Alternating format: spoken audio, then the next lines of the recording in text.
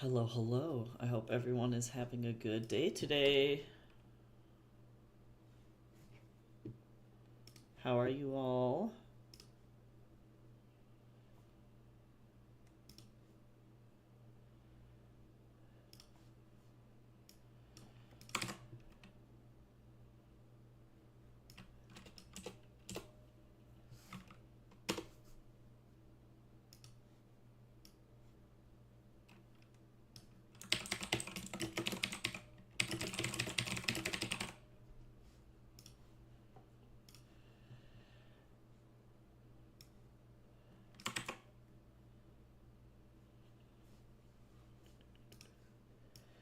Sorry, I am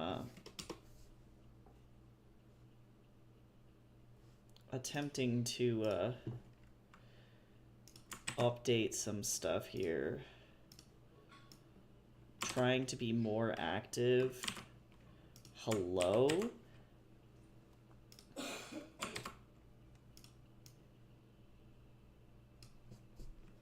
Okay. I'm trying to be more active in other communities and actually post my stream links places. What a shocker.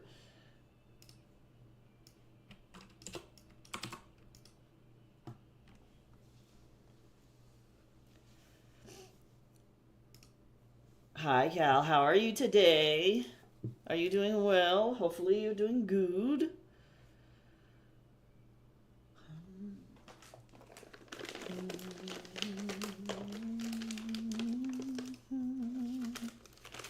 I'm going to eat some Cheeto Puffs. They are jalapeno ranch flavored. Oh my god, they're so good. I've been yawning all day. If it makes you feel any better, my tattoo is having some fucking delayed ass allergic reaction. Probably to the heat. It's getting better. But only one of my tattoos, not the other one, just one, is itchy as hell. And I'm like, bro, you had weird shit. Like, why? Like, why? So it's really not that bad. It's like very mild. But it's so dumb. It's just been itchy for like 2 days. And I'm like, cool. So, I know it's not infected, which is great. Because that's really like worst case scenario. But it just means I need to take allergy meds.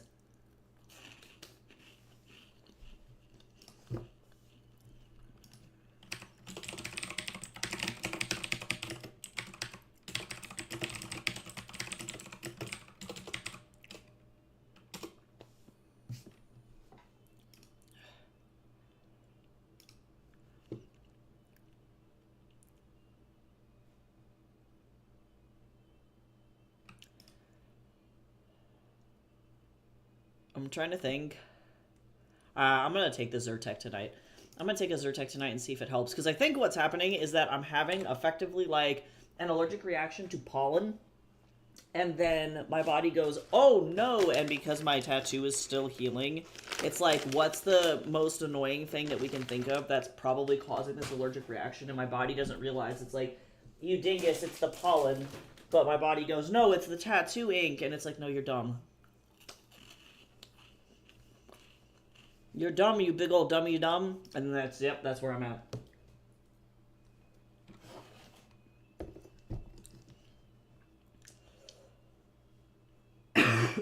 Ooh, that was a spicy jalapeno right there. And yep, just can't scratch it really. Because, like, what's interesting is that there's not really anything to scratch. I don't know. So weird. Okay, so guess who doesn't have any water or anything? It's me. I'll have to go get some tea on a sprint. I'm gonna go make some white tea, I think. I have a white peony that I'm trying to get through. Oh, I was like, is that a 1? No, it's a 7.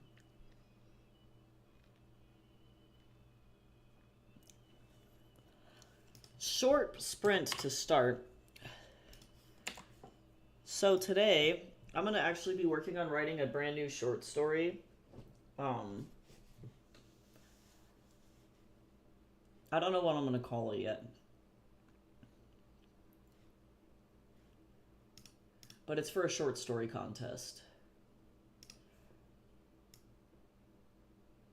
I don't know if it's gonna win, but I'm gonna try.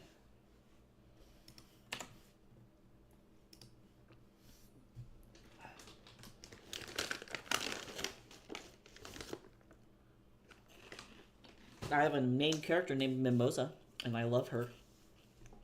So I'm going to be writing that for a little while. I know I said I was going to be working on Appetite, but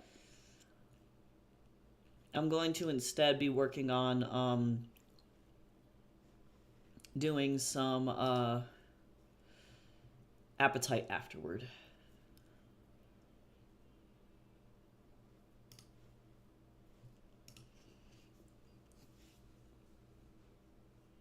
I don't know if you have any special plans for today's projects. I'm just going to keep eating these little cheesy poofs.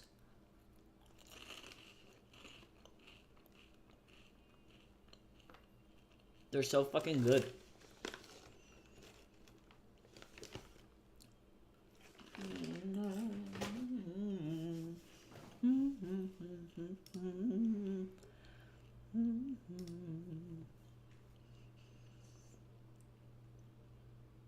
So spicy.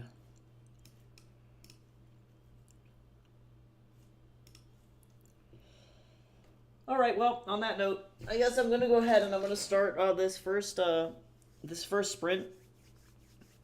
And go start some tea, and then I'm gonna get some writing going and see how much I hopefully can get through this thing. I have 3,000 words, and I'm at 1756, so I have to be under 3,000, and this is it's killing me. This thing could easily be probably like a 10,000 word short story, and I have to really chill out. So that being said, I'm gonna go ahead and get out of here, and I'm gonna go get some tea, and let's get started on these sprinties. Here we go.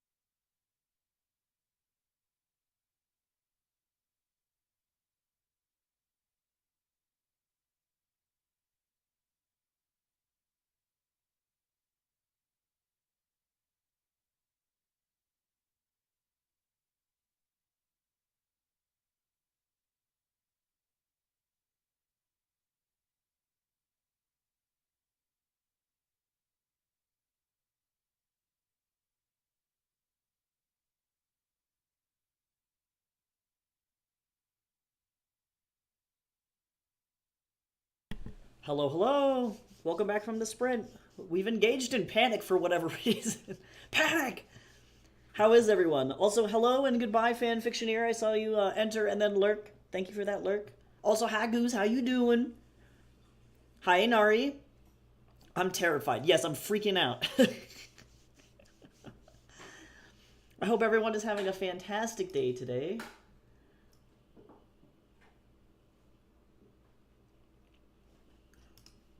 Okay, I need to find a name for this this little guy.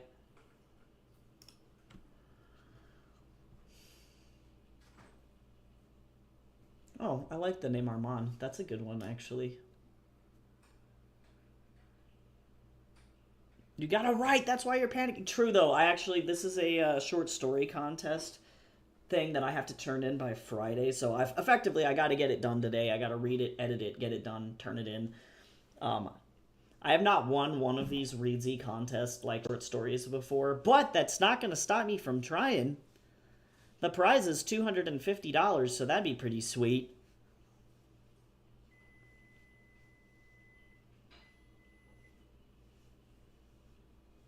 There's like so many entrants, like it's just like they're cool. If you've never participated in the Readsy, I don't remember what they're called. I'll have to send the link. It's a Readsy short story contest that's weekly, with a $5 entry fee and a $250 prize every single week. Sometimes they do like collabs with other authors. So this week is like a dark academia theme, and they always have like 5 prompts, and you can write one short story for each prompt if you want to. So you could reasonably turn in 5 short stories in a week if you have the time to do so, which is crazy. Not my jam. I'm not about that. I don't got any money. And Ari, I don't know who you think I am. Also, I will hydrate as soon as I get some tea. I heated up some water, and then I'm gonna go and make some tea here. I'm gonna drink some white tea today, so that's 2 hydrates accumulated so far. I'm going to be working on a commission because with me feeling like balls this past weekend, I haven't been working on them. Oh, no. I think you're someone who's going to win. I hope so. I've written several short stories for this contest and not one for this particular contest. I've entered other short story contests, and the highest I've placed is 2nd place in those. But, it's been fun. I like these little short story contests, even if they don't turn into anything. I can at least then kind of accumulate them and then turn them into an anthology later. You know, I can sell them as like, these are a collection of my short stories themed around like princesses or themed around magic or themed around like whatever I decide to do with that later on. But it's been fun. I'm writing this one. It's like a dark academia, but it's not about anybody that goes to the school, because a lot of dark academia is like starring people who go to the school. And, oh my god, Jace came with tea. He's the best. Also, I made you the Red Dragon Jasmine. Oh, okay. Thanks. Not white tea. So. That's okay. Now I have Red Dragon Jasmine. But yeah, it's someone who doesn't attend the school. She's a night janitor at the school, and she is trans and hates her life, and she's not very happy with her body or herself. And there's some kind of magical transformation that happens, and then she ends up meeting a sleepwalking student who sees her in the middle of the night, and he doesn't realize that she's like really fucking terrifying looking as like whatever she's been magically transformed into, but he doesn't care because he's sleepwalking. Also, I rolled 3 5s. Do we get any like magic bonus for rolling 3 5s? It's like 15 minutes again, but like it felt very magical.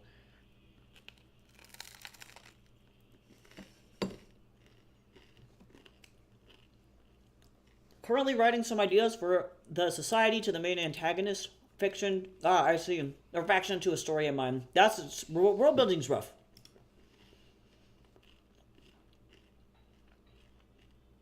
I'm glad that your ear infection is slowly feeling better, though. That for real does fucking suck. That's awful. Nice. Written 9,500 words. Need to get the draft finished so that I can fix it. Very nice.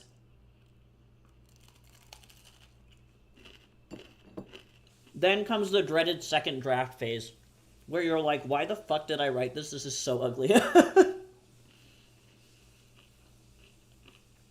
I like it, but trying to fit everything in the timeline is hard. Sometimes it's like that. Okay, let me see if this tea is uber hot.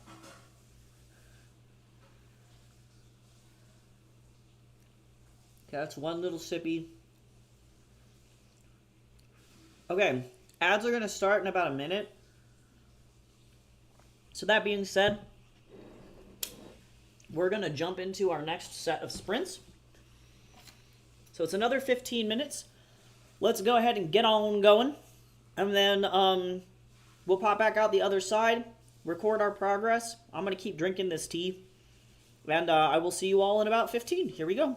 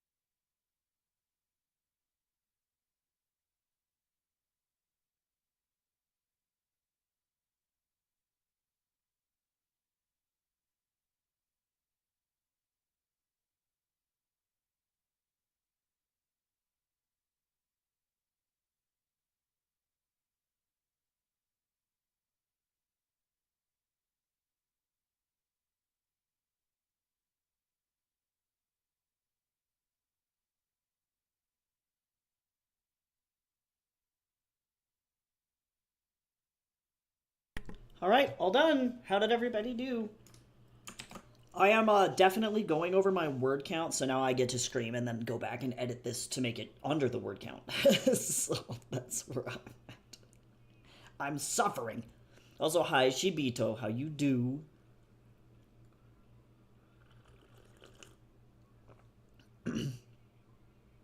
Posture check. Everybody sit up straight. Don't be a shrimp. Don't be crustal. I don't know what's happening right now, but words are being written nonetheless. Yeah, I'm trying to... I have to, like, go back through the beginning portion of this and,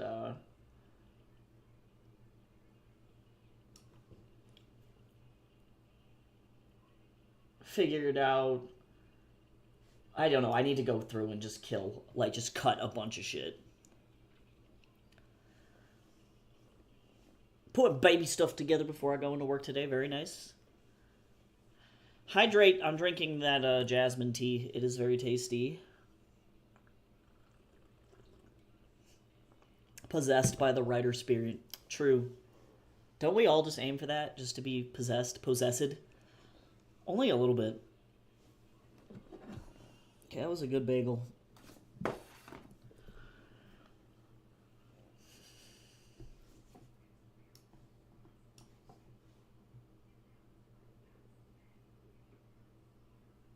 I'm drinking coffee right now, so technically dehydrate for me. So funny story about coffee. It'll actually hydrate you, but just significantly less than if you had water. It's still better than nothing. That's why we're huge fans of even drinkies all thingies in here. And especially if your coffee has milk in it, actually. Milk is more hydrating than water, so in a way it kind of balances its shit out. Possessed is a treat. Don't you just love it?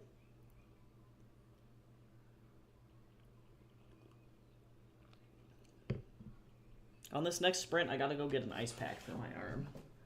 Or maybe I'll do that once I start working on appetite, because then I can kind of rest my arm be on the desk and just kind of, I don't know, let it go. Ugh. Wow, we have rolled 15 3 times in a row, y'all. I don't know. Apparently that's the number of the day. I like my milk directly sourced, as it should be.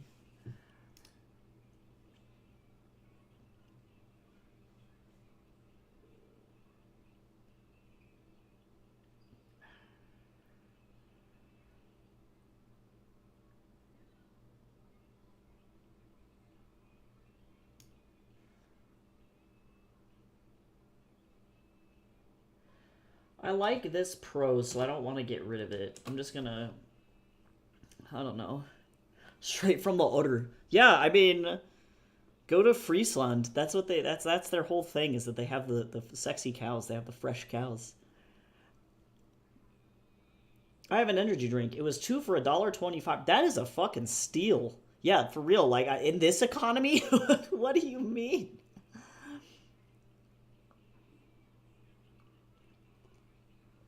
Nice. I got names to the High Council characters so far. Very good, very good.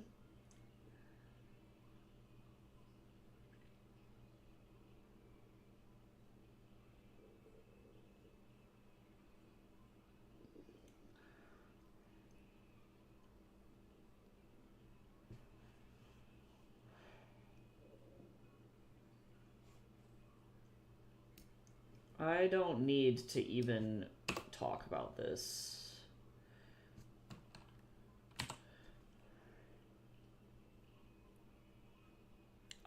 Strap baby in, put baby in car, baby go noom. Is that the directions? I'm so sorry that happened to you.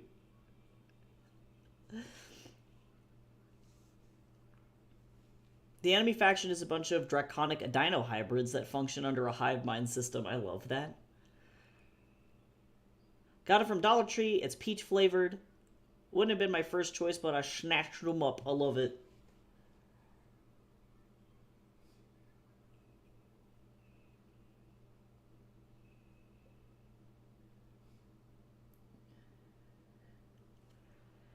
Oh, nice. Okay, now you don't have to suffer. Nice. Red lentil Japanese curry for late lunch. Leftovers moosh. Yeah, but it's still delicious, though.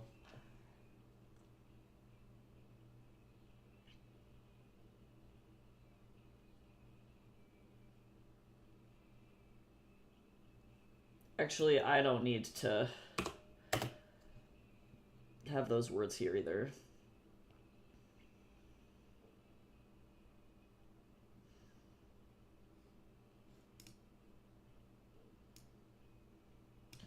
I don't even need this. Oh my god, it's the feed the Snorlax alarm.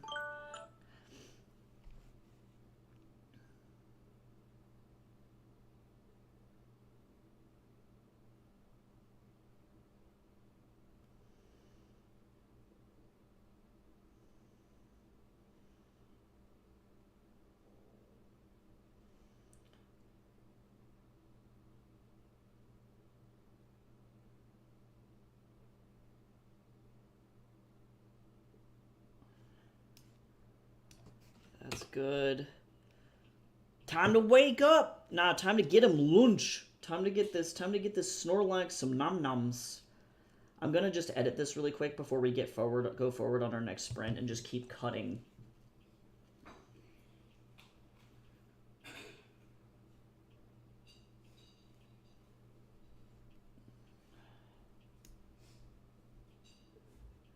Bye.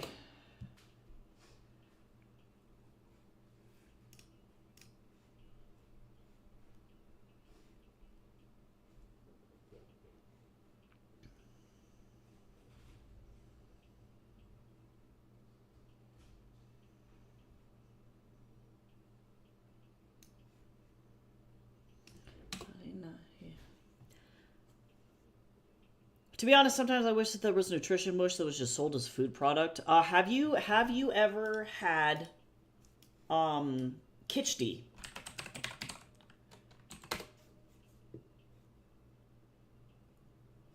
Because, or Kitchery, sometimes it's called Kitchery. You can get Kitschty, which is the closest to nutritional food mush product that I can possibly think of. It is an Indian lentil mix, and depending on where you live, you can sometimes get them in this form. Like, this is on Amazon. So this is like microwavable, and then this like you can get like an eight pack for $50. I don't know like if you can get anything like equivocal in Canada, but effectively you pop this in the microwave and then eat it over top of rice. So if you have microwave minute rice and microwave Kitschty, although you don't even need the rice for Kitschty, you could literally just put it in the microwave and then eat it. I would recommend any microwave Indian food for that exact reason, because it's going to be super nutritious, very likely vegan or vegetarian at the very minimum, but not necessarily always. And you can get them in these pouch forms and just fucking microwave them, and then you just win.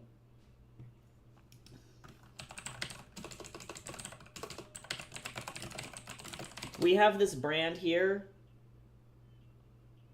I think it is Tasty Bite, actually, now that I'm thinking about it.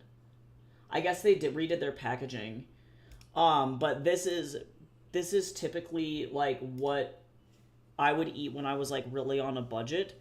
Like this one is vegetable tikka masala, and you just get it in the package, microwave the bitch, throw it on some rice. Definitely would recommend. And they have a bunch of different flavors. Madras, yeah, the Madras lentils is what we would eat when we were poor. Kidney garbanzo and beans with tomato, Bombay potatoes, butter chickpea, chana masala, chickpea tikka masala. They got coconut chickpea, coconut squash dal, vegetables, family size madras, mushroom, eggplant. So yeah, you can get like, it's all vegetarian, I think, but I would recommend. Beans? What the fuck? Yeah, Indians love their beans. We went to a vegetarian Indian place last night, and that was pretty much it was beans or cheese or potatoes. It was pretty fucking sweet. Why is this manual so thick? Because they don't want you to yeet your baby out of the front of the car. Really, is the main goal. The names I got on High Council rank is Primarch. Ooh, I like that one. Archpriest. Let's see, Grand Chancellor. Grand. Oh, I like Grand Geneticist too. That's cool. And Hive King. Yeah, no, that's badass. I also like how the names are very like Arabic coded. They have like an Arabic sound to them. It's very cool. I've gotten into food paste and mush for some reason. Honestly, sometimes it just hits.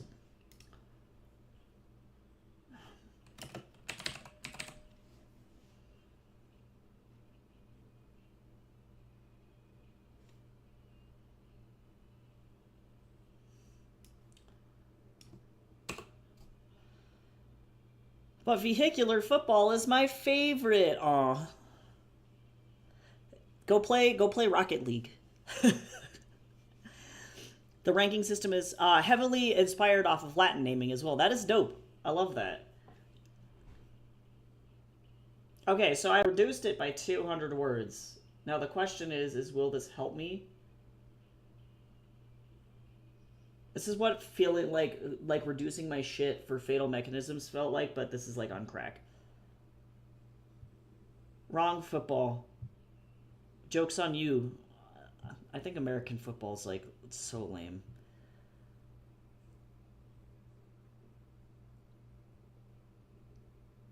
All right, let me feed this Snorlax. What's Snorlax getting today?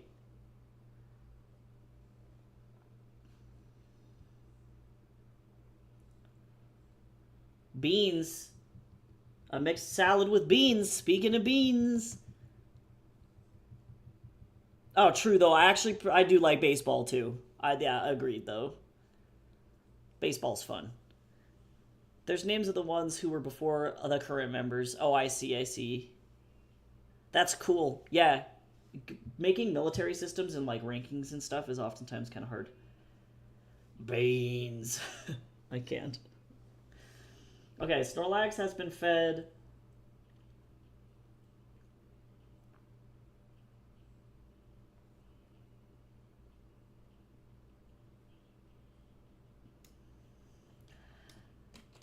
God, trying to, yeah, I don't like this.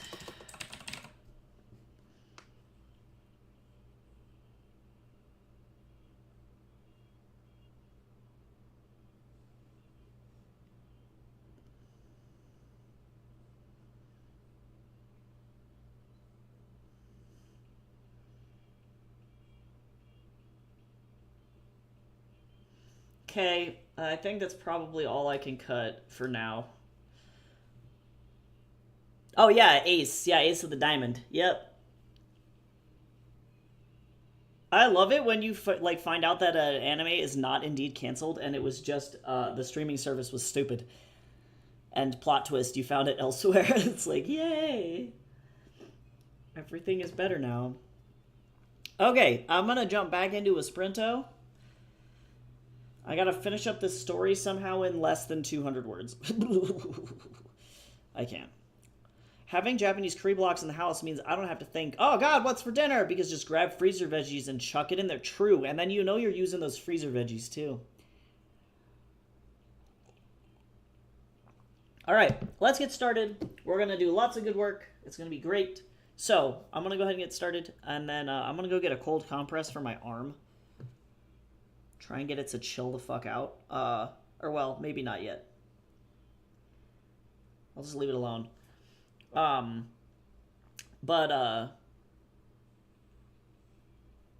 I'm gonna go ahead and get started. So here we go. See you on the other side.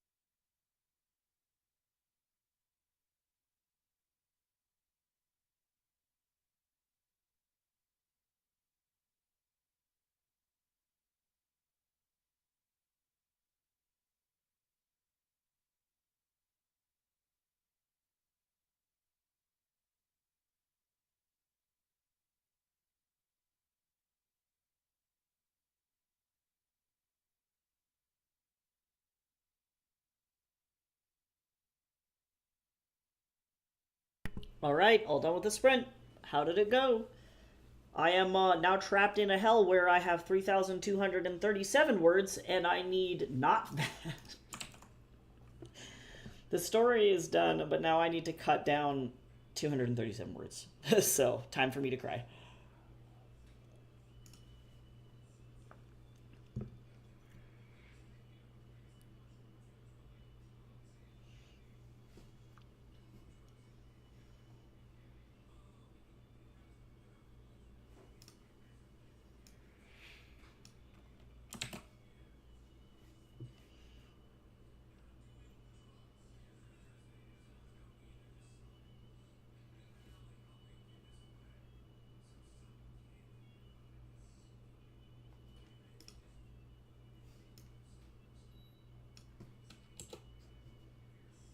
I hate writing short stories because it needs to be so concise. Almost done with the background line art. Well, maybe you shouldn't be so cool. Oh, let me see. Hey, Jace. Yeah? Can you get me a cold compress for my arm? Yeah. Thank you. Stupid arm. Stupid itchy arm. Stupid. Maybe if I just slap it, it'll just like, you know?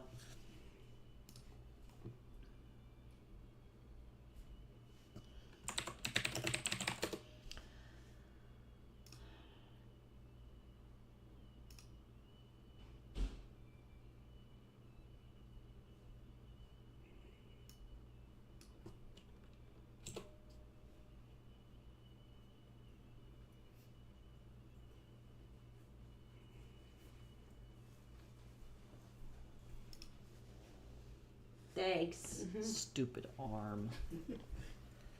It's just like, why? I just want it to stop.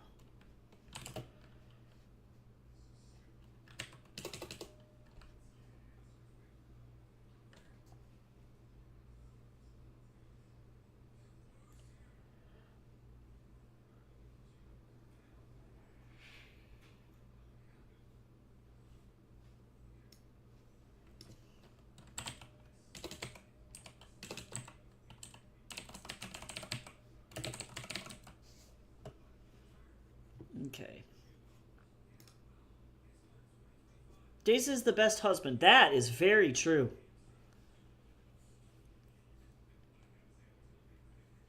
There was this saying I heard, if you can explain it in less, do it. Whenever possible, use simpler words or phrases. I don't think that that's necessarily true. And the reason is, and this is coming from somebody who is a professional line editor, for context, line editing is the art of creating a manuscript or a document that not only portrays what you're trying to say, like in terms of like getting the point across, but also is faithful to your style. And for me, for example, I really like specific British authors and the way that they tell stories. And so in particular, Terry Pratchett, Neil Gaiman, Diana Wynne Jones. Particularly, I've been reading a lot of Diana Wynne Jones lately, and I love her work.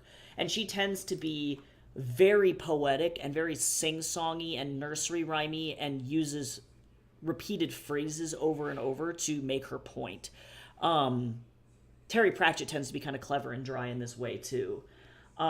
Versus somebody who is like more to the point, like probably Ernest Hemingway, for example, great example of that. He was definitely a use as few words as possible to get the point across. And a lot of his novels, he got bullied when he was writing for having novels that were too short.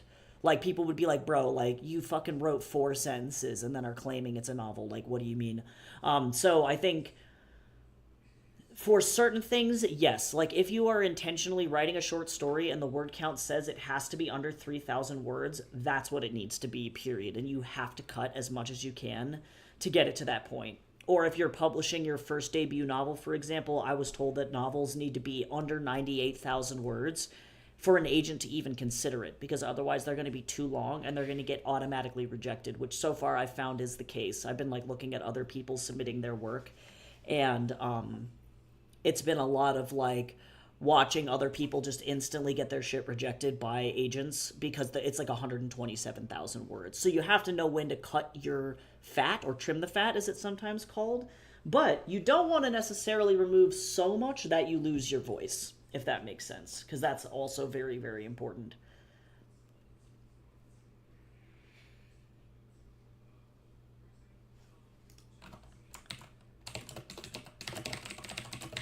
But just like with all art, you know,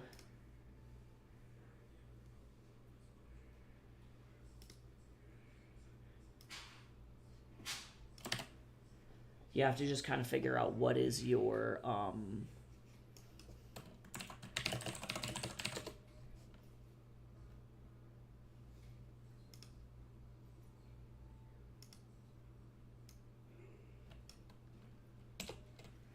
yeah, it depends on your style and what you're trying to get across. Nah, bruh. If like, well, fuck. I mean, have you seen Game of Thrones? I shit you not. That novel, the biggest Game of Thrones novel, I think is like 400 and something thousand words. It's fucking insane. So, one Game of Thrones novel is typically 2 to 4 times the size of a standard novel because George cannot fucking be stopped. Sometimes you can get away with it, but nah. Mostly it's just people being shitty and they want like certain market expectations or whatever. So if it's not me, it's the agents. They're awful. They're fucking terrible. Because otherwise, I would have submitted a 130,000 word manuscript, and I had to cut it down to 98,000. It was fucking horrendous.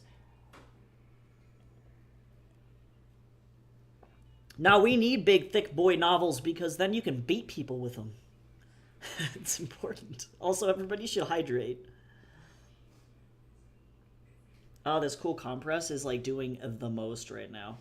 At least for the itchiness. It's not really like doing anything for anything else, but you know, I can dream.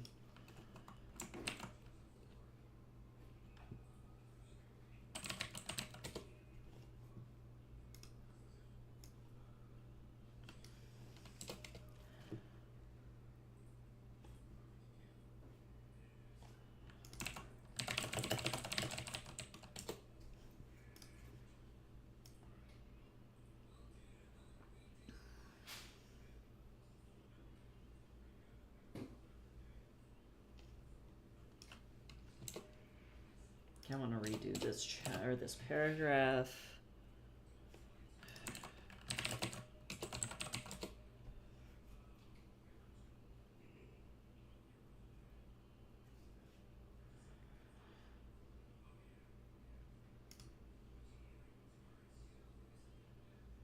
Uh, It bothers me when people try to control my work. I don't think I'd ever be or find myself being very happy or kind toward publishers. Yeah, and that's an interesting thing to talk about. And like when people often ask, so I guess for context, I have my master's in publishing, so I went to school to learn how to publish books. And effectively all that I learned there are some valid reasons for wanting to be traditionally published. So for example, I have a novel that's currently sitting in queue with a bunch of agents. I haven't heard back from anybody yet, but mostly it's because agents are hella backlogged, and that's just the way that goes. Gotten a couple of rejections so far, but it's like, let's see, 1, 2, 3, 4, 5, 6, 7, 8 people are still currently looking at my work potentially and haven't instantly rejected me yet, but they've also been sitting in that queue for 40 days. So it's a long waiting process to get that through there, which sucks. All of my other novels I've self-published for that exact reason. Because when you self-publish your work, you can do the same things and maintain 100% control over what goes on inside the book. And what's really cool about doing that, if you find the right people to help you, you can get somebody like myself who's a self-publishing consultant, and I can kind of tell you like, okay, well, this is kind of what the market expects. This is probably what you should or should not do with your book. This is how you can best position your novel to make the most money if that's what you're looking for, those kinds of things.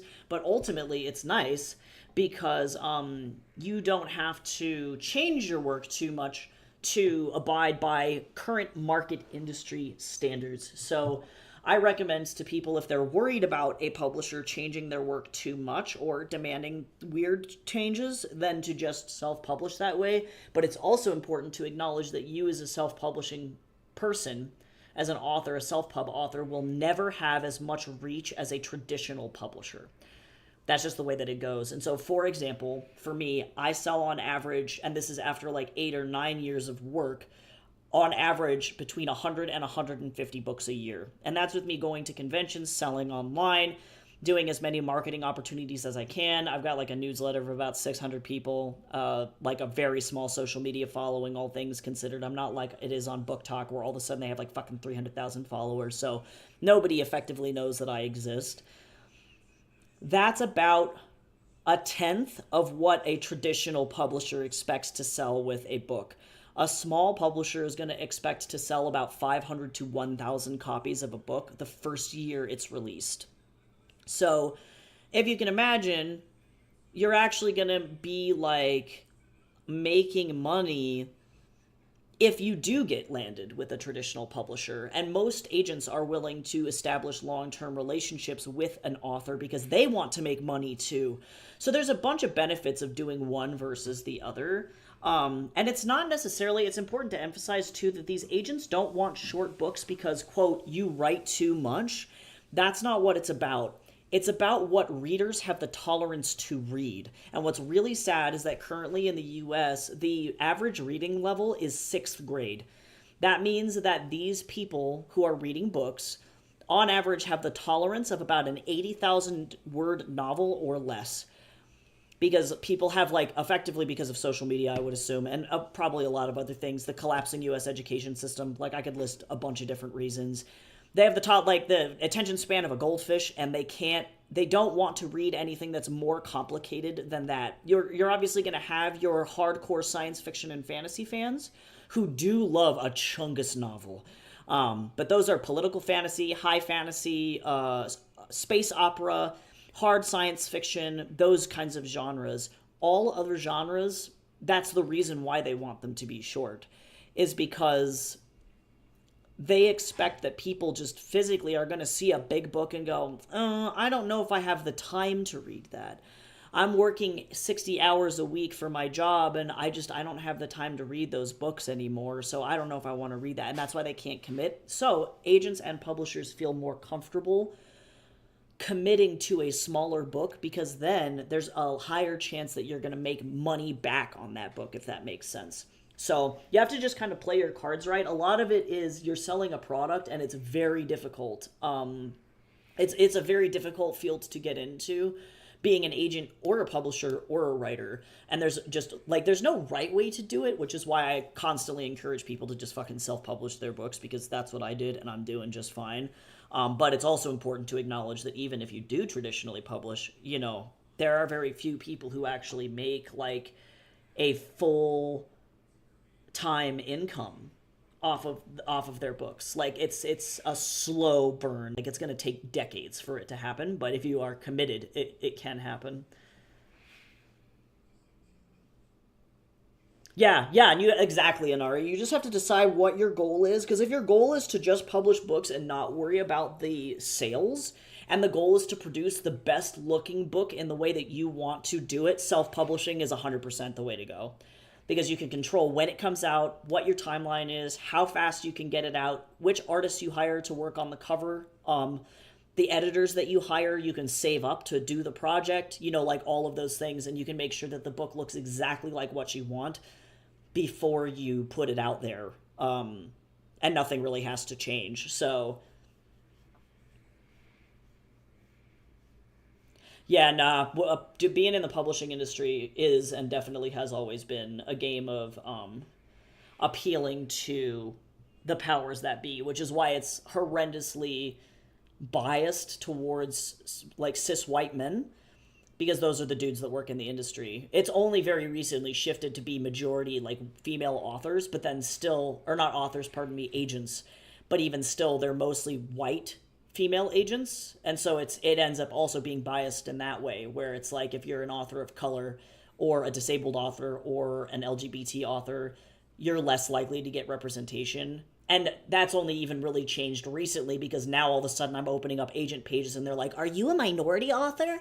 Let me know, because I might be interested in working with you. And it's like, oh, cool. So because I'm fucking trans, like, now you're interested in reading my book, you asshole. So it's like, it does kind of suck in that way, where it's like, it can be really fucking shitty. It's very much like an it crowd, like, you gotta do what the popular kids want you to do in order to make money. It's like the same reason why when the Hunger Games came out and it got super fucking popular, all the agents were looking for books with female main characters who like wielded some kind of a weapon, preferably like a bow and arrow, or maybe even rode on horseback and was a revolutionary. Like every fucking agent was looking for that, and it's like, okay, because you just want Hunger Games 2.0 to monopolize on one book's success because they knew that it would make them money, right? So publishing's wild. I love it, but you want me for bingo card. Yeah, exactly, exactly. No, it can be really shitty. Are you hip with the kids? No, that's it. No, for real. Like, it's very, very weird. But that being said, we're about to have like an ad soonish, so I'm going to go ahead and start another sprint. This one's a very short one, so I will see you all in about 10 minutes. So let's do some good work, and then I'm going to try and edit this thing down. Godspeed, and good luck.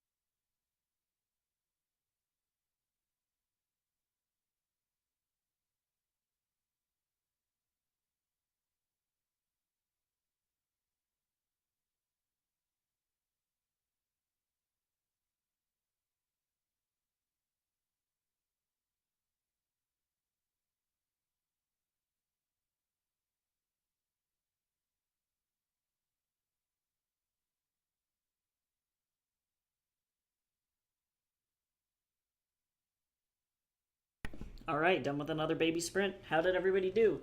I managed to get the demon under 2,000. Yeah, now it's 2,992, so it is exactly 8 words under the required word count.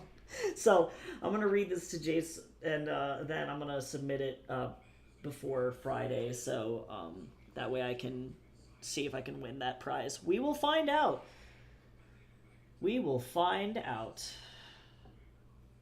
But then I'm gonna get back to started on editing Appetite now. I have a little bit more to read and go through before I decide that I get to start writing it again. Hopefully everybody made good progress. I don't know if this makes sense, but it bothers me that people care so much about gender, race, or sexuality. Yeah, I don't understand why we need to accept people, for being themselves. It'd be easier if everyone was just indifferent about it. Yeah, well, and I think we've kind of backed ourselves into an interesting corner in Ari, because I think the reason that we need people to be accepting is because for so long, people were the opposite, right? Like, it's important to remember that like for me, for example, as a transgender person, I have gone most of my transition with people intentionally being shitty to me, especially my own family. And so it makes a huge difference when people in my family that do care about me, like my mom, will make an effort to intentionally be overly accepting of me, especially in front of other family, because it genuinely embarrasses them, actually, which is really funny. So having that representation out there, even if it's not necessarily like, I don't know, it's got to be done right, because otherwise if it's not done right, it can be really awkward and it can be seen as like diversity pandering, like for example what Disney does, which is not great. That is not the right way to go about doing that. But having good representation otherwise, where people just don't really think about it, like you're saying, where it's so normal. It's just like, yep, this character is gay, or yep, this character is black, or yep, this character has a disability, and it just doesn't matter.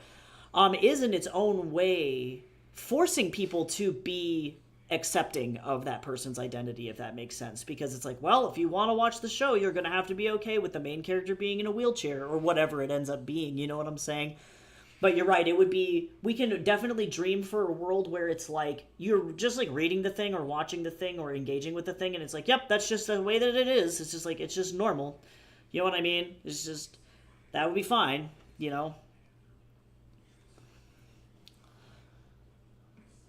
See, I made some progress on my stuff, feeling like I'm banging my head against the wall trying to get ideas flowing. Sometimes it's the way that it is.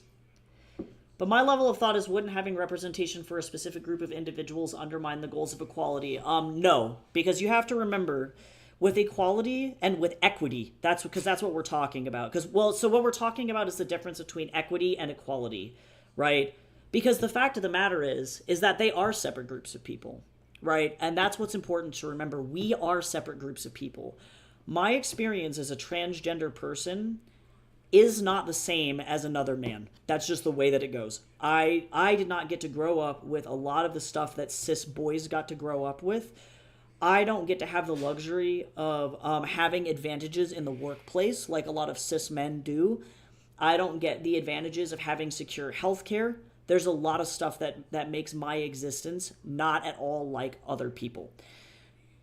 And the fact of the matter is, for somebody, for example, with a disability, like say you have no legs, right? Say you were born with no legs, or say you had an accident and you have no legs. Like regardless, you have no legs. That person is not going to have an experience that is similar or like even remotely close to somebody who has legs, right? If you look at that person as a human, we just naturally put people in different groups, if that makes sense, right? That's what our brains do. And it's not even necessarily a prejudice thing. It's more of like a categorization thing. If we see somebody or something that is not like us, we go, oh, that's not like us. And so in the case of the disabled person with no legs, it's like, well, that person is not like me. I have legs, they don't have legs. And that's kind of a fact of the matter, like fact of life kind of a thing. The problem that we have is that historically, and we're talking over like hundreds of years, particularly though in white society, and we're looking at like American society specifically, because obviously I'm American. I don't have any history living anywhere else or dealing with anything else, but I do have a very deep understanding of inequality and how we got to this point.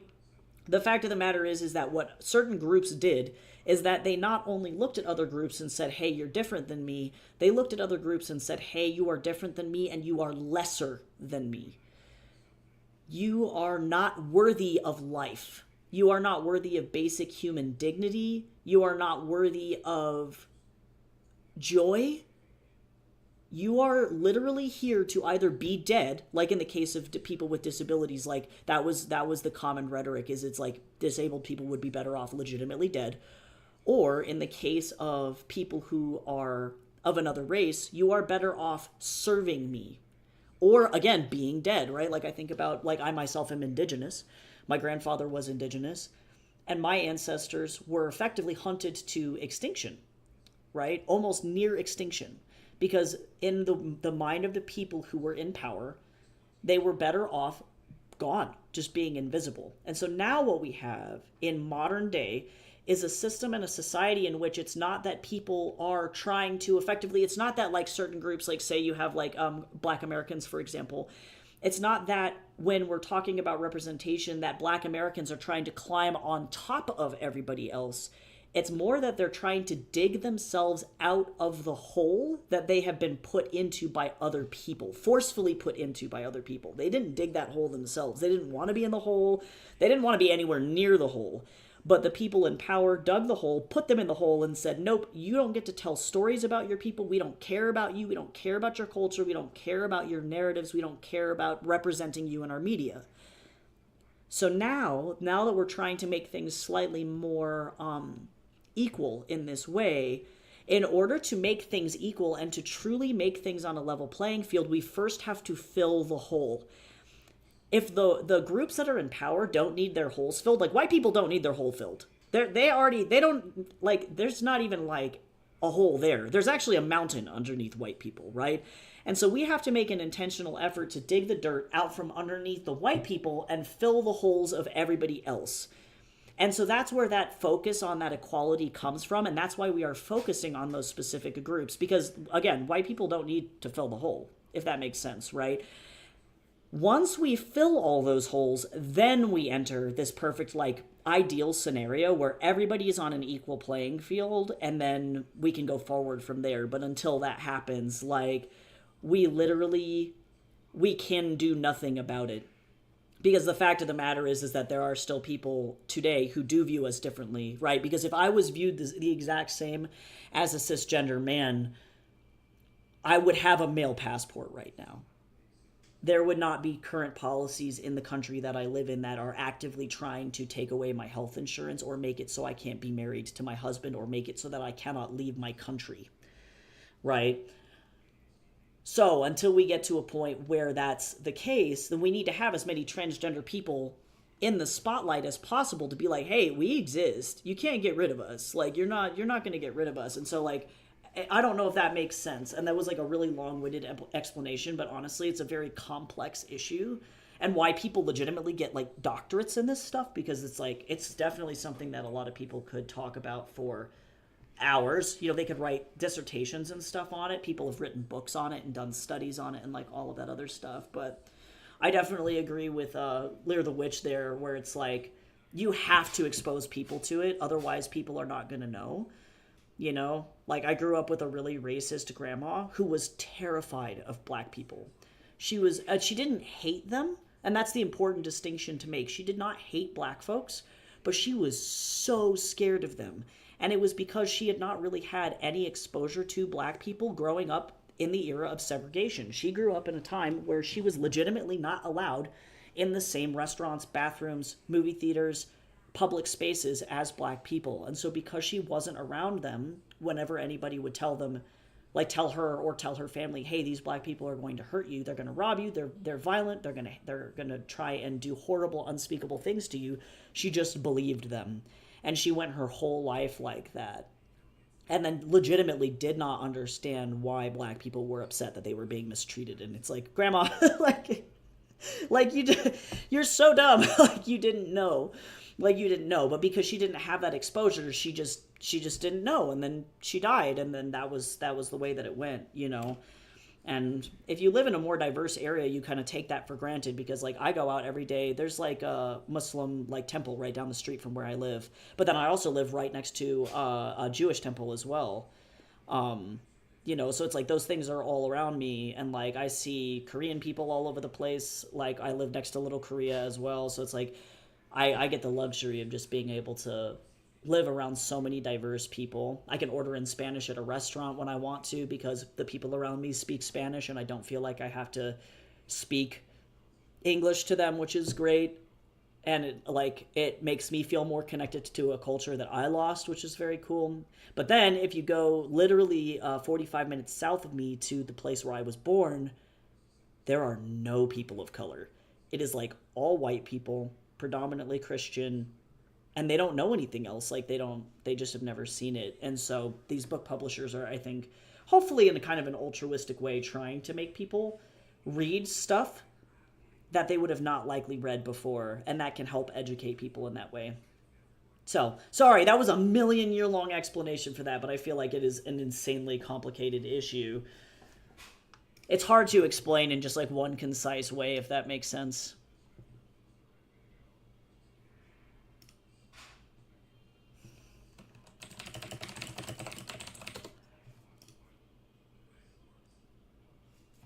But yeah, I don't think you were being antagonistic at all. I think that having discussions about this stuff is really, really important because if we don't talk about it, then like we can't like talk about why it's important, you know?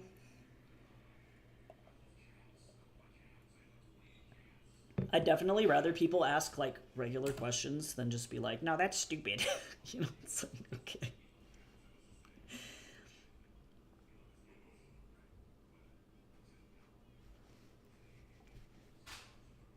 That's why we got to get away from like token representation too. And then also though why some of those agents are kind of problematic though, because it's like just because I'm a gay author doesn't mean I write good, So in my case, thankfully I'm a good writer, but I think about how many agents are out there that are like, I have to find the next big gay author because it'll make me money because transgender people are trending right now. And it's like, we're actually dying, but like what the fuck? Oh yeah, I totally see where you're coming from, Inari. It's disappointing as fuck. It's so disappointing because you'd think we'd be over it by now. You know what I mean? And I think that that's a sentiment that a lot of people are feeling right now, where it's like, I know for me, I'm older. I'm not old, but like I'm definitely older than the average internet user right now. Truly.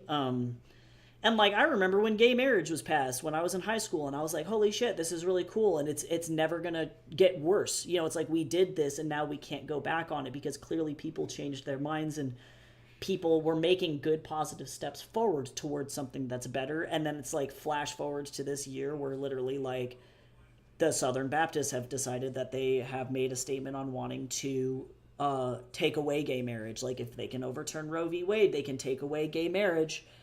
And I'm like, are you serious? Like literally it's been like just barely a decade and y'all are right back on that again. It's like it's so disappointing and stupid and frustrating that we even have to deal with it, because it's like we should be better than this. It should be more natural for people. But alas, people are big old dummy dumbs. But that's why we make art, because art is the best way to combat this kind of stuff, to be honest.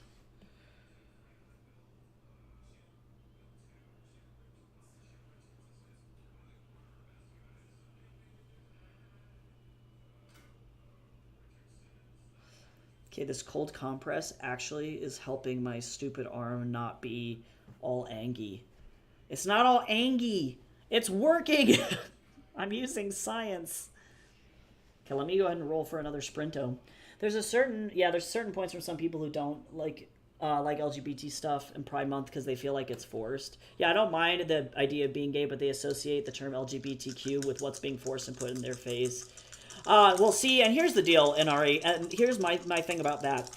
They're not being forced to do anything, right? Because if you think about it, so, okay, and this is coming from me, my background is that I was raised in a city that has a Christian hate group in it. It's been declared as a hate group by the Human Rights Campaign and the ACLU, and now the Southern Poverty Law Firm very recently just declared them a hate group as well. So they've been a hate group for about a decade in the eyes of a lot of like equal rights groups. Okay, so those guys were my next door neighbors. I grew up with kids whose dad worked for that group. The group's called Focus on the Family, in case you're like curious to just like look into what it is.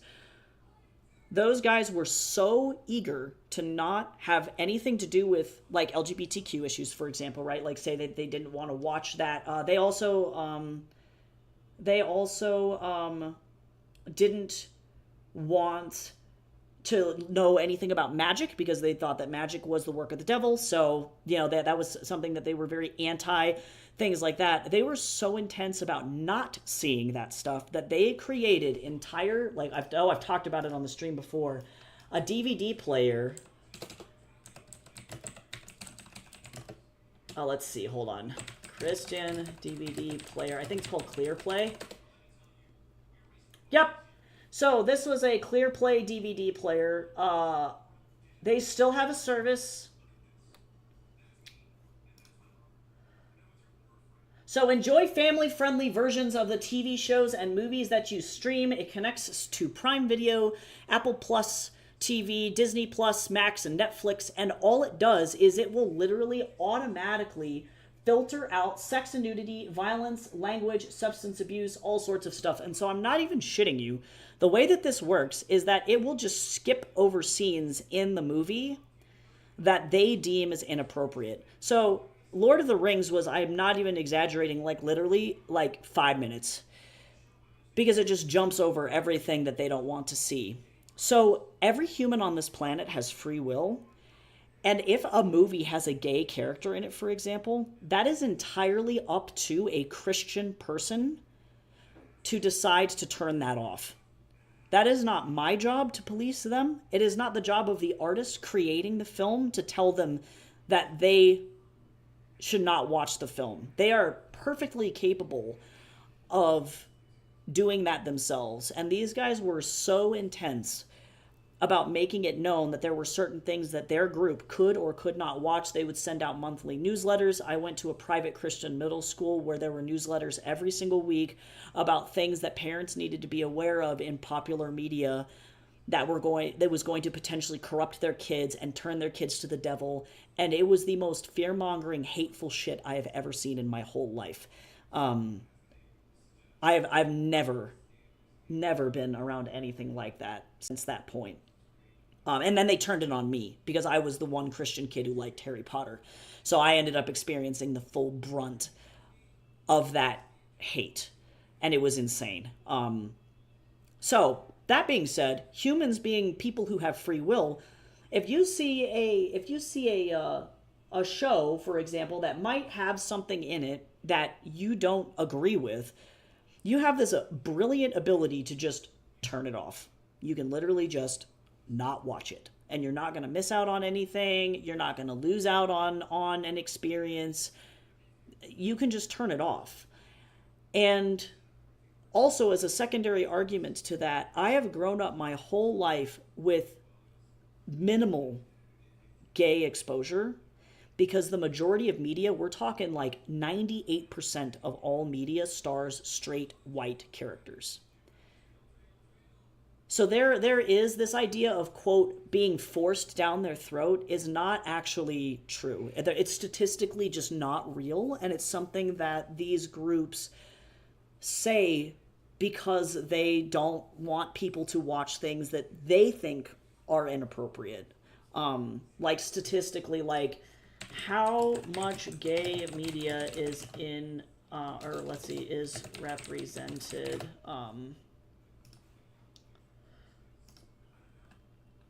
overall. Just curious. So, as of 2022,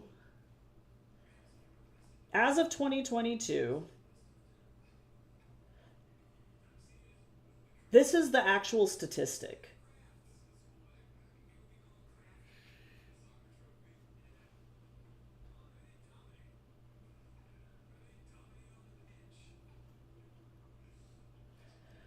%11 of all shows had LGBTQ characters in it. So literally like 10%, only 10%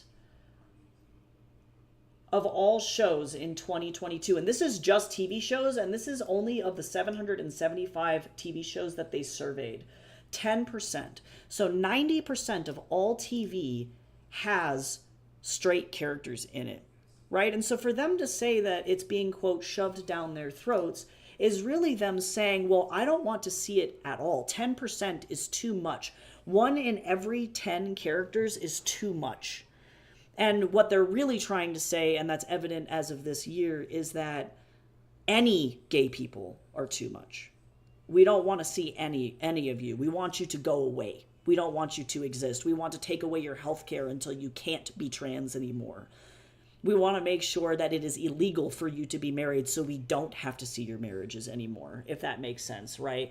So less representation is definitely not the answer, because if there's less representation, then there is no representation. And as the reality is that if we wanted things to be truly equal, truly, it's estimated that about 10% of US adults identify as LGBTQ.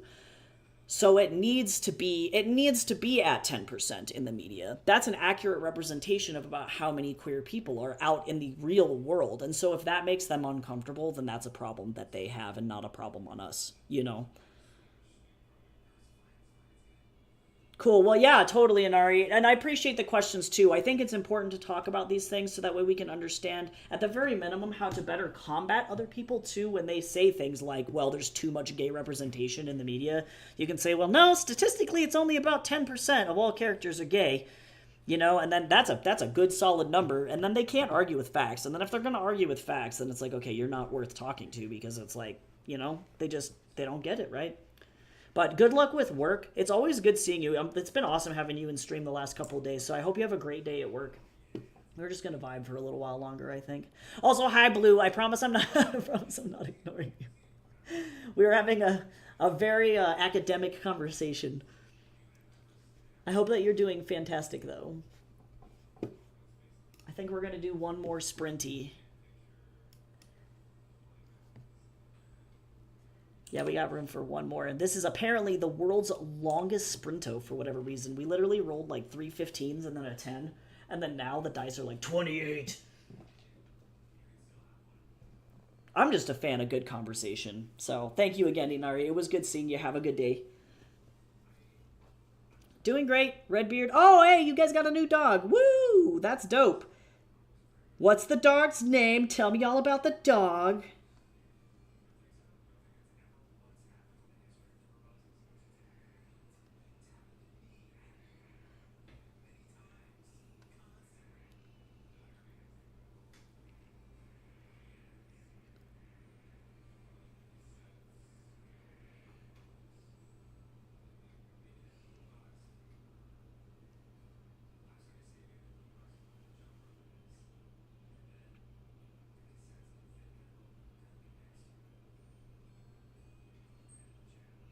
Oh, dope. If I got this job with this company, I would be able to work in New Zealand.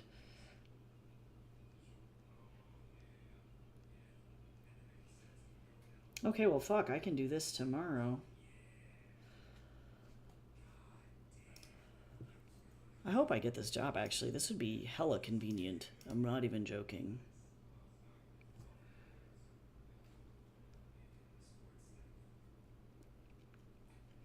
Oh, but Jace has like a million things.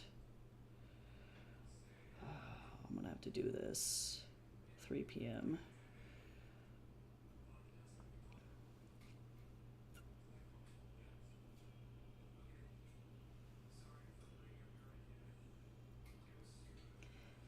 Okay, sorry, I have to.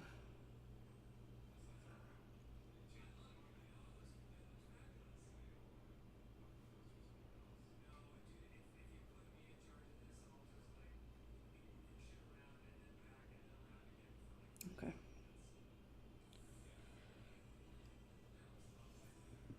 Okay, let me... Cool. Dope. All right, that's cool. Sorry, I had to like go and double check and get this thing signed up. That would be fucking sweet. His name is Cricket. I love it. Okay, well, tell me more about the doggo and all of the things you've been up to in the chat. We're gonna go ahead and start stream or sprint, pardon me, because the ads are coming. So I'm gonna go ahead and jump into that, and then let me just keep on get on going. So wish me luck. I'm gonna do a bunch of editing. Let's keep working. We got it.